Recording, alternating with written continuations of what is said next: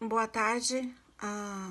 Vamos então dar início ao estudo de hoje do texto bem conhecido de todos vocês, a parábola do bom samaritano, texto do Evangelho de Lucas, capítulo 10, do 25 ao 37. Lucas, capítulo 10, versículo 25 a 37. Diz assim a palavra do Senhor: Eis que certo homem, intérprete da lei, se levantou com o objetivo de pôr Jesus à prova e perguntou-lhe: Mestre, que farei para herdar a vida eterna? Então Jesus lhe perguntou: O que está escrito na lei? E que você entende? No 27 diz assim: A isto ele respondeu: Ame o Senhor seu Deus de todo o seu coração, de toda a sua alma, com todas as suas forças e de todo o seu entendimento.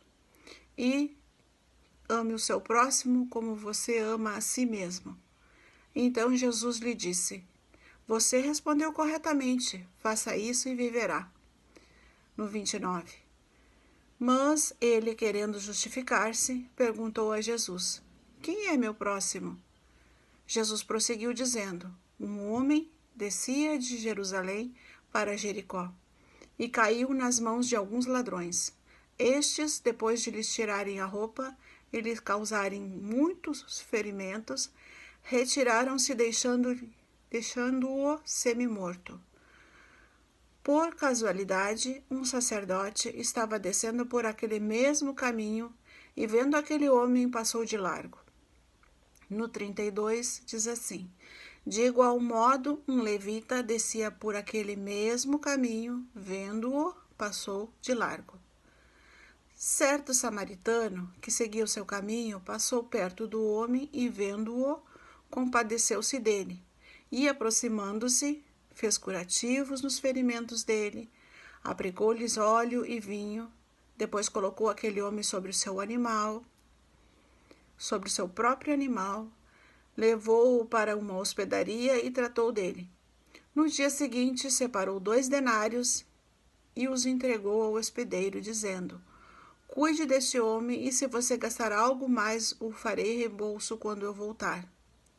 No 36 diz assim: Então Jesus perguntou: Qual destes 3 lhe parece ter sido o próximo do homem que caiu nas mãos dos ladrões? O intérprete da lei respondeu: O que usou de misericórdia para com ele. Então Jesus disse: Vá e faça o mesmo. Até aqui a palavra do Senhor. Vamos estar orando para que Deus nos dê o entendimento e sabedoria para que nós possamos desenvolver a leitura desse texto bíblico e interpretá-lo como convém. Querido Deus e Pai, Senhor, abençoa, Senhor, a leitura deste texto, ó Pai. Abre as nossas mentes, os nossos olhos espirituais, Senhor, para que nós possamos ver como convém. E os nossos entendimentos, ó Deus, quebranta os nossos corações e mentes, ó Deus, para que nós possamos entender a Tua palavra, Senhor, de maneira que te agrade. Em nome de Jesus Cristo. Amém. Amém. Assim diz a palavra do Senhor. Vamos estar, então, fazendo a interpretação desse texto de Lucas 10, 25 a 37. O que eu entendo com esse texto? O que a palavra do Senhor quer trazer para mim? Eu coloquei o amor em ação como título desse texto e coloquei como ênfase: o amor é mais que um sentimento, é uma atitude. O objetivo é fazer com que a gente possa refletir como é que eu tenho cumprido o primeiro e maior mandamento de todos, do amor a Deus, e como eu tenho exercido esse amor nos meus relacionamentos, em casa, com os meus familiares, com os meus vizinhos, no trabalho, na escola, no bairro e na sociedade como um todo. e que isso interfere na propagação do Evangelho. Será que eu, como cristão que sou, tenho agradado a Deus? Será que as minhas ações lembram as ações de Cristo? E será que isso chama a atenção de quem está à minha volta de maneira positiva, de maneira a influenciá-los e a verem se reflete em mim a Cristo? E de que maneira nós podemos cumprir com esse tão sublime e precioso mandamento, e maior de todos os mandamentos, que é o amor a Deus. E o propósito do nosso estudo hoje é de exercer o amor, a misericórdia, a compaixão, de termos mais empatia, de praticar o cuidado em ações práticas diárias, demonstradas através do serviço com o próximo, para nós podermos ser vistos, para que nós possamos comunicar a Cristo e para que Jesus possa ser exaltado e glorificado, que Ele é o autor e consumador da nossa fé. Então, no versículo 25, nós podemos ver um diálogo e uma afirmação. O intérprete da lei coloca Jesus à prova, que fala assim, que ele queria testar Jesus. Ele lhe faz a seguinte pergunta: o que farei para herdar a vida eterna? Estabelecendo assim o início de um diálogo entre Jesus e ele. E então no verso 26 ele responde com outra pergunta: o que está escrito na lei? E o que você entende? Porque uma coisa é o que está escrito e uma coisa é o que a pessoa entende. E isso ele respondeu: ame o Senhor, seu Deus, com todo o coração, com toda a sua alma, com todas as suas forças e com todo o seu entendimento. E ame o próximo como a você mesmo. Então Jesus disse: você respondeu corretamente, faça isso e você viverá. E no versículo 29 ele diz: mas, querendo justificar-se, o autor do livro Lucas diz: mas ele, querendo se justificar, perguntou a Jesus: quem é meu próximo? Observe o verbo querendo justificar-se, querendo parecer justo, pois não cumprir um dos mandamentos, o amor ao próximo. Note que o diálogo se passa entre Jesus e um escriba. O que era um escriba? Ele era um homem religioso, uma autoridade religiosa. Ele vivia para estudar, para copiar, para interpretar e para ensinar a lei aos demais. E eles também eram como funcionários públicos, atuavam na área jurídica como advogados, como os conselheiros. Em resumo, alguém que tinha autoridade, que conhecia toda a lei, conhecia os costumes e conhecia toda a prática religiosa da época e se debruçava na lei, e era profundo conhecimento das escrituras. E eles também eram procurados para aconselhamento jurídico também, às vezes. E também poderiam ser fariseus também, que era fazia parte de outro grupo religioso. Eles tinham autoridade, eles eram vistos como figuras ilustres e era um teórico era um teórico conhecedor da lei. E ele ensinava os demais. Mas a gente percebe aqui, querendo justificar-se no versículo 28.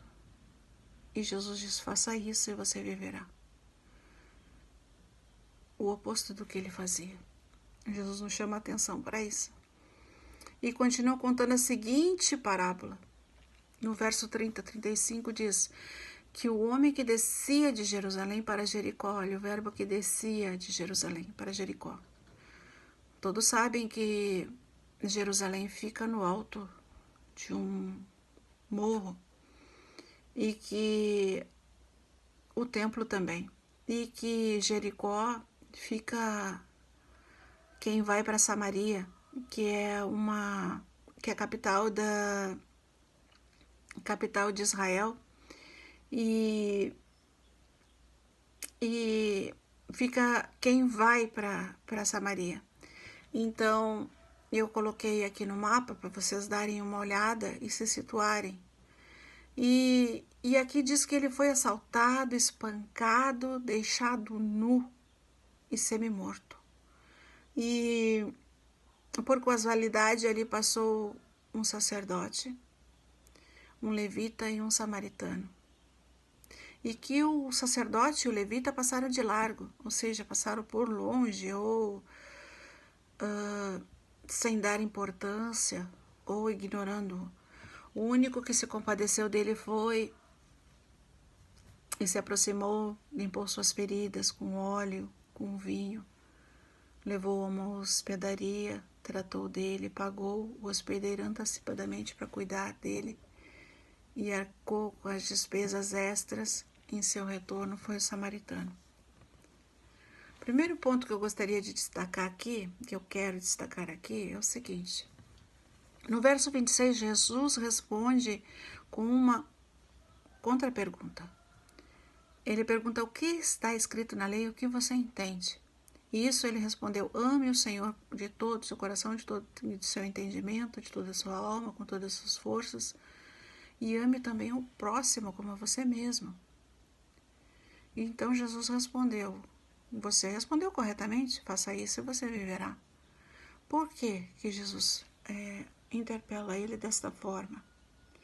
Ele diz, porque na lei de Moisés, eles tinham muito conhecimento teórico acerca da lei, diz que em Êxodo 20 diz que é muito conhecido os 10 mandamentos, que 5 se diz com relação, 5 leis com relação ao meu bom relacionamento com Deus e 5 leis com relação ao meu bom relacionamento com o próximo.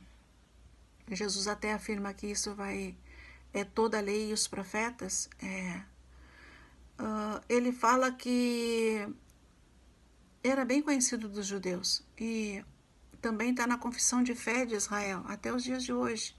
Deuteronômio 6,4 é o versículo do amor a Deus e também é usado em Israel até os dias de hoje. E em Levítico 19,18, o amor ao próximo, note, eu disse,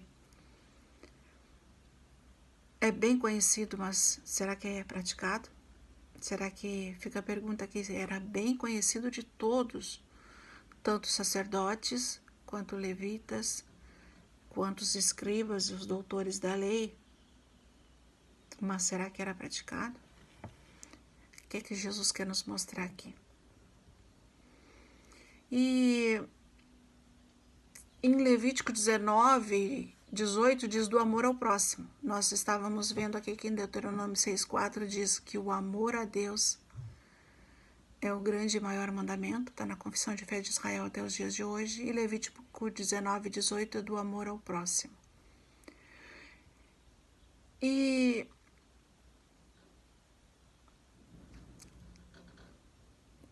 o amor é mais que um sentimento, é uma atitude.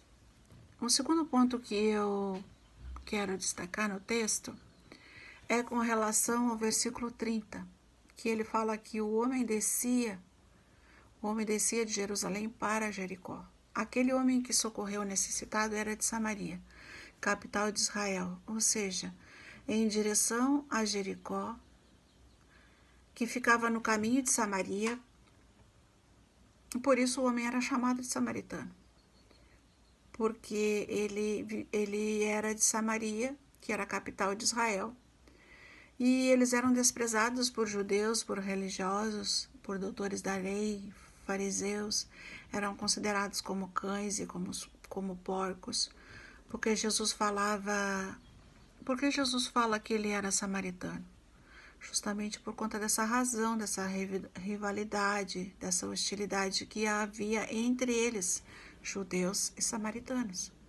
Nós podemos ver no contexto de Lucas 9:53, que o autor relata que os samaritanos não receberam Jesus por seu aspecto que parecia alguém que ia para Jerusalém, por ser judeu. E também nós vemos na narrativa do Evangelho de João 4:9, que diz assim, o texto bíblico. Disse então a mulher samaritana: Como tu, um judeu, podes beber? Podes pedir de beber a mim, que sou mulher samaritana? E pois os judeus não se davam bem com os samaritanos. É uma afirmação que está falando o apóstolo João. E nós podemos perceber que havia hostilidade, rivalidade, ódio entre os samaritanos e os judeus. Eles eram considerados indignos, impuros, desde a divisão de Israel, após a morte do rei Salomão. Israel foi dividido em Reino do Sul, Judá, e Reino do Norte, Israel. E a capital de Judá era Jerusalém e a capital de Israel era Samaria, que foi conquistada pela Síria, trazendo muitos povos para aquela região depois do domínio babilônico, da libertação do cativeiro babilônico, e houve uma mistura de povos, uma miscigenação, e através dos casamentos, que era proibido pela lei de Moisés, acabaram se tornando um povo mestiço, desprezado pelos judeus, e essa mistura acabou também influenciando em suas práticas religiosas, né? Além disso, eles construíram um templo no Monte Gerizim, que fica em Samaria, criaram um culto próprio, um culto que misturava práticas pagãs, e eles adotavam apenas a Torá e não todos os textos sagrados como os profetas. E eles faziam um culto em oposição ao culto que era realizado em Jerusalém pelos judeus. E nós podemos ver que no slide que eu trouxe, mas eu não tenho condições de mostrar aqui, por as condições da falta de técnico,